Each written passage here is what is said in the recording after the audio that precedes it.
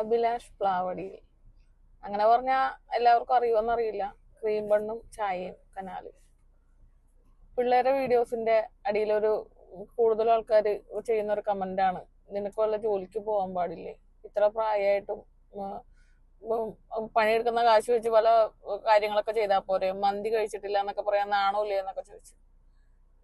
ഇപ്പോഴത്തെ ഈ കപട ലോകത്തില് മനസ്സിൽ കളങ്കമില്ലാത്ത രണ്ട് പിള്ളേരുടെ വീഡിയോ, അത് നമ്മുടെ മനസ്സ് ശരിക്കും നിറച്ചില്ലേ. ഒരു ക്രീം ബണ്ണും കുറച്ച് കട്ടൻ ചായയും ആ കനാലിലെ വെള്ളവും കനാലും ഒക്കെ നമുക്ക് ഇഷ്ടാവാനുള്ള കാരണം ഈ മെയിൻ പിള്ളേരല്ലേ. ശരിക്കും പറഞ്ഞ ഇപ്പോഴത്തെ പിള്ളേര് ലഹരിയുടെ പുറകെ മയക്കുമരുന്നും കഞ്ചാവും മാതിരി സാധനങ്ങളൊക്കെ വലിച്ചു കിടക്കുമ്പോ ഈ പിള്ളേരെന്താ ചെയ്യുന്നത്, എന്തെങ്കിലുമൊക്കെ തിന്നാൻ മേടിച്ച് ആ കനാലിലെ വെള്ളത്തിലിരുന്ന് കഴിക്കും, നമ്മളെയും കാണിച്ചു തരും. സത്യം പറഞ്ഞാൽ നമുക്ക് എന്തൊക്കെ ടെൻഷനാണ് ഈ വീഡിയോ കാണുമ്പോൾ, നമ്മുടെ ടെൻഷനൊക്കെ പോകും. ഇത്ര നല്ല വീഡിയോ ഈ അടുത്ത കാലത്തൊന്നും ഞാൻ കണ്ടിട്ടില്ല.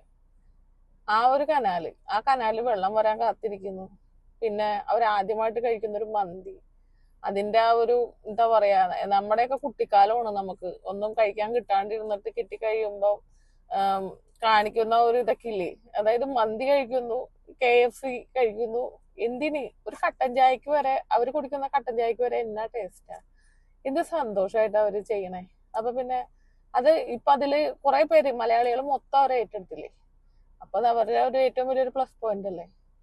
സത്യം പറഞ്ഞു കഴിഞ്ഞാൽ ഒരു ടെൻഷനും ഇല്ലാതെ ജീവിക്കണ രണ്ടുപേരെ നമ്മൾ സോഷ്യൽ മീഡിയ കാണുന്ന മെയിനായിട്ട് ഇപ്പൊ ഇവര് തന്നെയാണ്. അവർക്ക് ഒരു ടെൻഷനും ഇല്ല. അവർക്ക് ഒരു കപ്പോർത്ത് കിട്ടിയാലോ ഒരു പാക്കറ്റ് ബിസ്ക്കറ്റ് പൊട്ടിച്ച് തിന്നാലോ ഒക്കെ ഭയങ്കര സന്തോഷമാണ്. സത്യം പറഞ്ഞാൽ പിള്ളേര് ചുമ്മാ തീയാണ്. അവര് രണ്ടുപേരും കൂടി അവർ ശരിക്കും പറഞ്ഞാൽ മറ്റേ ആള് ശരിക്കും അനിയനാന്നാ ഞാൻ ഓർത്തത്.